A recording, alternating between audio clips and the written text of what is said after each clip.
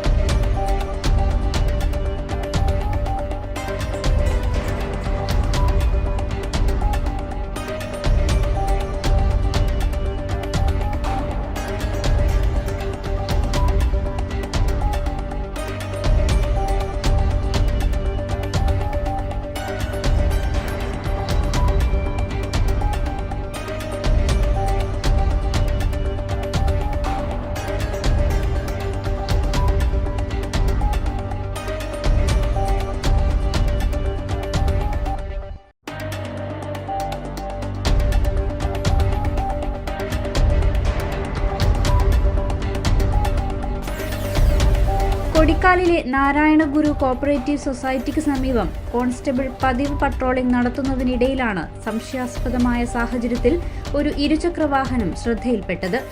വാഹനം നിർത്താൻ പോലീസ് കൈ കാണിച്ചെങ്കിലും നിർത്താതെ അമിത വേഗതയിൽ ഓടിച്ചു പോവുകയായിരുന്നു.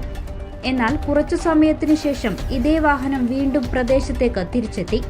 തുടർന്ന് ബൈക്കിന്റെ പിൻസീറ്റിലിരുന്നയാൾ പോലീസുകാരനെ കോൺക്രീറ്റ് ഷീറ്റ് കൊണ്ട് മർദ്ദിക്കുകയുമായിരുന്നു. അക്രമത്തിനു ശേഷം ഇരുവരും വേഗത്തിൽ ബൈക്കിൽ രക്ഷപ്പെട്ടു. മർദ്ദനത്തിൽ കോൺസ്റ്റബിളിന് നിസ്സാര പരിക്കേറ്റിട്ടുണ്ട്.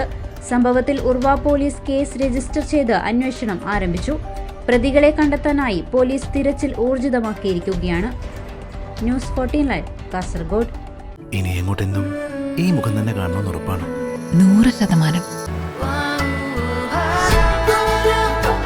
100 വർഷം സുമംഗലിയായിരിക്കട്ടെ.